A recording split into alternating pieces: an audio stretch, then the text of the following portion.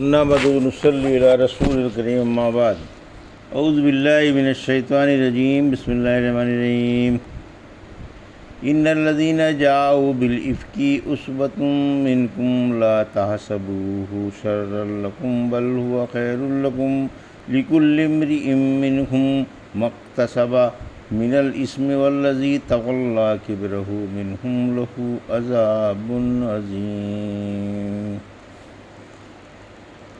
سورہ نور آیت 11۔ کل کی نشست میں اس کا ترجمہ اور واقع افک کا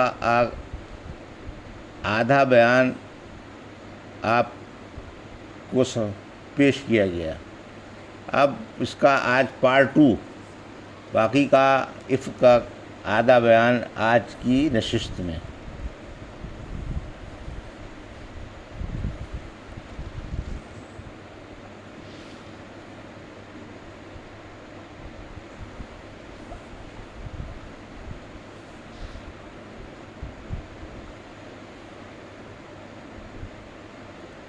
آپ جیسا حکم فرمائیں گے ہم بلا تعمل اسے بجا لائیں گے۔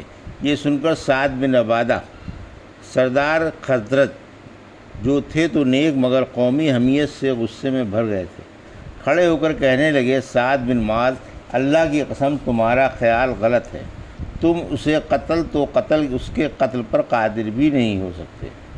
اگر وہ تمہارے قبیلے کا ہوتا تو یقیناً تم اس کا قتل کیا جانا کبھی گوارا نہ کرتے۔ اس پر اسید بن حضیر جو سعد بن معاذ کے چچزاد بھائی تھے نے سعد بن عبادہ رضی اللہ تعالیٰ عنہ سے کہا، تم جھوٹے ہو، اللہ کی قسم ہم اسے قتل کر ڈالیں گے۔ تم منافق ہو اور منافقوں کی طرف سے جھگڑتے ہو۔ اس پر اوس و خزرج کے دونوں قبیلے بپھر گئے اور ایک دوسرے پر حملہ کرنے کا قصد کرنے لگے۔ رحمت عالم صلی اللہ علیہ وسلم ممبر پر ہیں اور یہ فتنہ بھڑک رہا ہے۔ آپ دونوں قبیلوں کو ٹھنڈا کرتے رہے۔ آخر بمشکل تمام دونوں خاموش ہو گئے، آپ بھی خاموش ہو گئے۔ میں آج دن بھر بھی برابر روتی رہی۔ مجال ہے جو 1 منٹ کو آنکھ لگ جاتی۔ امی جان اور ابا جان کو اندیشہ ہوا کہیں یہ روتے روتے مر نہ جائے۔ دونوں بیچارے غمگین میرے پاس بیٹھے ہوئے تھے اور میں رو رہی تھی۔ اتنے میں ایک انصاری عورت نے میرے پاس آنے کی اجازت مانگی۔ میں نے اسے اجازت دے دی۔ وہ بیچاری بھی میرے ساتھ بیٹھ کر رونے لگی۔ ہم اسی حال میں تھے کہ اتنے میں رحمت عالم صلی اللہ علیہ وسلم تشریف لائے اور سلام کر کے بیٹھ گئے۔ جب سے یہ افواہ اڑی تھی اس دن سے آج کے سوا آپ میرے پاس بیٹھے ہی نہ تھے۔ 1 مہینہ گزر گیا تھا اور میرے بارے میں کسی قسم کی وحی اترتی ہی نہ تھی۔ آپ نے بیٹھ کر حمد و ثنا کے بعد فرمایا، عائشہ، تمہارے بارے میں مجھے یہ خبر ملی ہے۔ اگر تم اس سے بری ہو تو انشاءاللہ اللہ تم کو بری فرما دے گا، اور اگر تم سے ناگہاں سرزد ہو گیا ہے تو اللہ سے اپنے گناہ کی بخشش مانگ لو اور توبہ کر لو، کیونکہ جب بندہ اپنے گناہ کا اقرار کر لیتا ہے اور توبہ کر لیتا ہے تو اللہ اس کی توبہ قبول فرما لیتا ہے۔ جب آپ بات پوری کر چکے تو میرے آنسو تھم گئے، پھر آنکھوں سے ایک قطرہ بھی نہ گرا۔ میں نے ابا جان سے کہا، آپ میری طرف سے رسول اللہ صلی اللہ علیہ وسلم کو جواب دیں۔ انہوں نے فرمایا کہ میں آپ کو کیا جواب دوں، میری سمجھ میں کچھ آتا ہی نہیں۔ پھر امی جان سے جواب دینے کی درخواست کی، لیکن انہوں نے بھی یہی جواب دے دیا۔ میں نوعمر بچی تھی اور قرآن بھی زیادہ یاد نہ تھا۔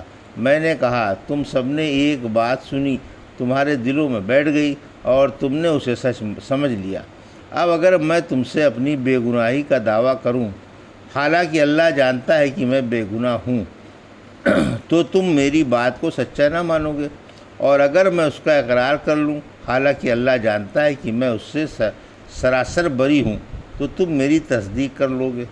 اب اللہ کی قسم، میری اور تمہاری مثال حضرت یوسف علیہ السلام کے باپ کے اس قول فصبر جمیل واللہ المستعان علی ما تصفون، اب تو صبر ہی اچھا ہے جس میں شکوہ و شکایت نہ ہو اور تمہاری باتوں پر حق تعالیٰ میری مدد فرمائے کی طرح ہے۔ پھر میں اپنے بستر پر جا لیٹی۔ اللہ کو خوب خبر تھی کہ میں بے گناہ ہوں، مجھے یقین تھا کہ وہ میری بے گناہی لوگوں پر ظاہر فرما دے گا، لیکن مجھے یہ خیال بھی نہ تھا کہ اس سلسلے میں قرآن میں آیتیں اتریں گی جو پڑھی جائیں گی۔ یقیناً میری نگاہ میں میری شان اس سے بہت ہی کمتر تھی کہ میرے بارے میں وحی اترے۔ مجھے یہ توقع ضرور تھی کہ آپ کو خواب میں میری بے گناہی بتا دی جائے گی۔ ابھی نہ تو رحمت عالم صلی اللہ علیہ وسلم اپنی جگہ سے ہٹے تھے اور نہ گھر والوں میں سے کوئی ہلا تھا کہ حق تعالیٰ نے اپنے نبی پر وحی اتاری۔ آپ کے چہرے پر وحی کے نشانات نمودار ہوئے جو وحی کے وقت ہوا کرتے تھے، اور آپ کی پیشانی سے موتیوں کی طرح پسینے کے قطرے ڈھلکنے لگے۔ حالانکہ جاڑے کا دن تھا، وحی کے وقت آپ کی یہی کیفیت ہوا کرتی تھی۔ پھر وحی کھل گئی، آپ مسکرا رہے تھے۔ سب سے پہلے آپ نے یہی فرمایا، عائشہ خوش ہو جاؤ، حق تعالیٰ نے تم کو بے گناہ بتایا ہے۔ امی جان نے مجھ سے کہا، جاؤ اور رحمت عالم صلی اللہ علیہ وسلم کے سامنے کھڑی ہو جاؤ۔ میں نے کہا، میں کیوں آپ کے سامنے کھڑی ہوں اور کیوں آپ کا شکریہ ادا کروں؟ حق تعالیٰ کی حمد نہ کروں اور اس کا شکریہ نہ بجا لاؤں جس نے میری بے گناہی ظاہر فرمائی؟ حق تعالیٰ نے میرے بارے میں 10 آیتیں اتاریں۔ پہلی آیت ان الذین جاءوا بالافک عصبۃ سے ہے۔ پھر جب اللہ نے قرآن پاک میں میری بے گناہی نازل فرما دی تو ابو بکر جو مستح کو محتاج و غریب ہونے کی وجہ سے بے وجہ رشتہ داری کے کچھ وظیفے دیا کرتے تھے، کہنے لگے کہ مستح نے میری بچی پر الزام لگایا ہے، اب میں اسے کچھ نہ دوں گا۔ اس پر ولا یاتلی اولو الفضل منکم والسعۃ اتری جو آگے آ رہی ہے۔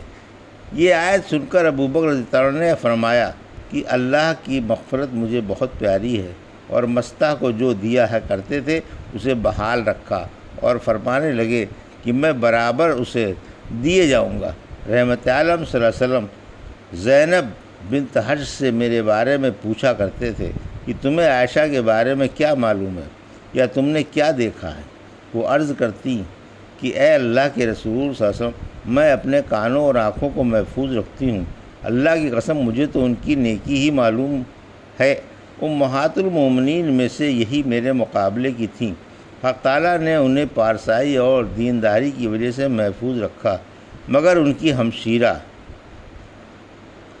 حمتہ بنت حجش نے ان کے کانوں میں بہت کچھ پرو دیا، اور ان کے نہ ماننے پر ان سے لڑ بھی پڑیں، مگر انہوں نے اپنی زبان سے کبھی میری برائی نہیں کی، اور حمنتہ ہلاک ہونے والوں میں ہلاک ہو گئیں۔ خاندان صدیقہ کی فضیلت۔ حق تعالیٰ نے قرآن عظیم میں صدیقہ رضی اللہ عنہ کی بے گناہی اتار کر ان کے گھر والوں کی فضیلت و سعادت پر روشنی ڈالی ہے۔ صدیقہ رضی اللہ عنہ کے مرض الموت میں ابن عباس ان کی طبیعت کا حال معلوم کرنے کے لیے گئے اور ان سے کہنے لگے کہ آپ کو بشارت ہو، آپ رسول اللہ صلی اللہ علیہ وسلم کی اہلیہ ہیں جن سے آپ کو بہت محبت تھی۔ آپ نے آپ کے سوا کسی کنواری سے نکاح نہیں کیا اور قرآن پاک میں آپ کی بے گناہی اتاری۔ ایک دفعہ صدیقہ رضی اللہ عنہ اور زینب آپس میں فخر کرنے لگیں۔ زینب رضی اللہ عنہ نے کہا، میرا نکاح آسمان پر ہوا۔ صدیقہ رضی اللہ عنہ نے فخریہ لہجے میں فرمایا کہ میری بے گناہی قرآن پاک میں آسمان سے اتری۔ جب مجھے صفوان بن معطل سواری پر بٹھا لائے تھے، زینب رضی اللہ عنہ نے پوچھا، جب تم اونٹ پر سوار ہوئی تھیں تو کیا دعا پڑھی تھی؟ فرمایا، حسبی اللہ و نعم الوکیل۔ بولی، تم نے مومنوں کا بول پڑھا تھا۔ پھر فرمایا کہ ان میں سے ہر ایک پر گناہ ہے جو اس نے کمایا، یعنی جن جن لوگوں نے اس سازش میں حصہ لیا اور صدیقہ رضی اللہ تعالیٰ پر طوفان اٹھایا تھا، ان کے لیے عذاب کا بہت بڑا حصہ ہے، اور ان کا جو گرو گھنٹال ہے جس نے اس الزام کی ابتدا کی اور جو لوگوں کو جمع کر کر کے سنایا کرتا تھا، اس کے لیے تو بہت بڑا عذاب ہے۔ یہ سرغنہ عبداللہ بن ابی تھا جس کی حدیث میں صراحت بھی آ گئی ہے جیسا کہ پہلے بیان ہو چکا۔ یہ تھا سورہ مومنون کی آیت 11 کی تفسیر کا دوسرا حصہ جو ابھی آپ نے سماعت فرمایا۔ بارک اللہ لی و لکم فی القرآن الحکیم و نفعنی وایاکم بآیات الذکر الحکیم۔